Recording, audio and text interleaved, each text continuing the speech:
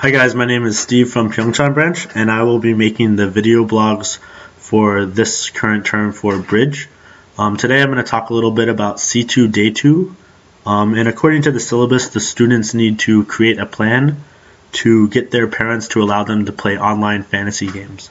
What I'm planning on doing for this particular project is I'm going to try to keep the main objective that Cheongdam has in place, but I'm going to adjust it a little bit so that the kids have a little bit more fun and it's a little bit more interesting for them.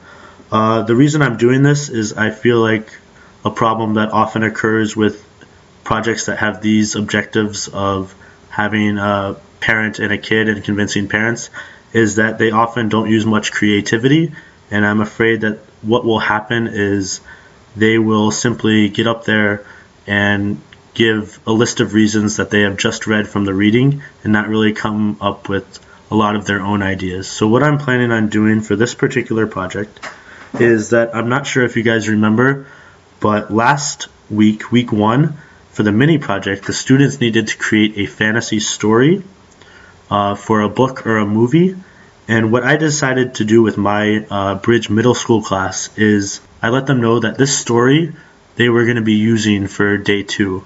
So what they're going to be doing is they're going to be taking their ideas from that story and they're going to be using it to create an online fantasy video game.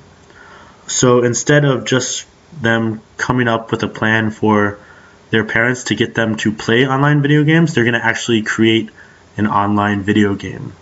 I feel like the main objective is to get them to think of reasons why video games are good for children.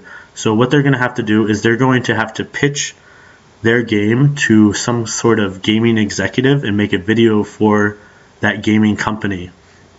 And in their video, they're going to have to explain about the gameplay, they're going to have to explain about the characters, and they're going to have to explain why parents will allow their kids to play this game and why kids will enjoy playing this game.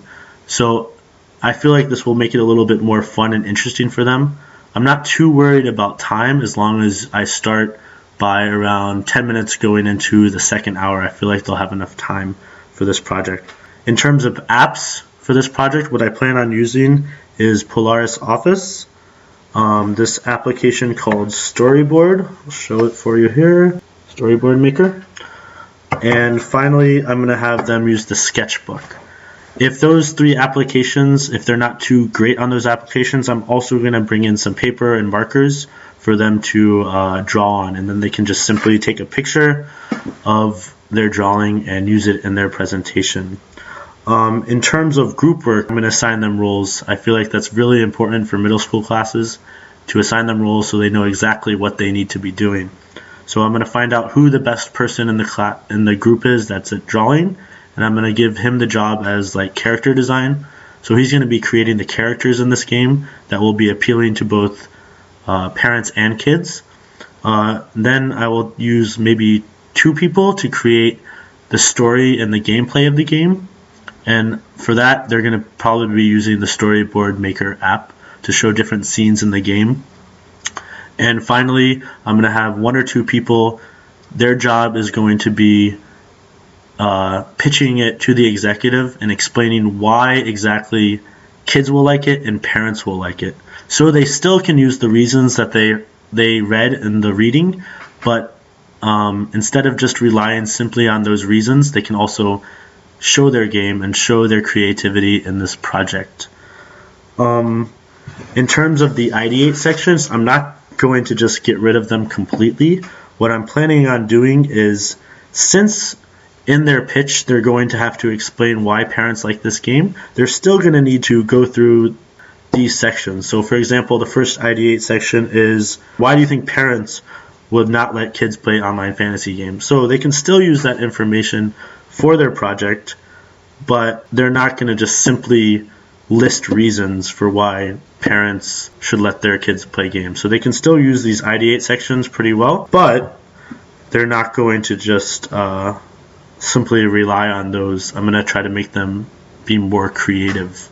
So to wrap up, I'm definitely going to keep the main objective in place for getting them to explain why parents will allow kids to play these online fantasy games. but I'm going to add in that they create their own video game based on the story that they have already done from day one. I hope this has been helpful. If it has not, I apologize. Feel free to use other ideas at your disposal that other teachers at your branch give you. I highly recommend that. It's probably been the best source of information for me, is listening to other teachers and not just using my own ideas. All right. Have a good week. Bye.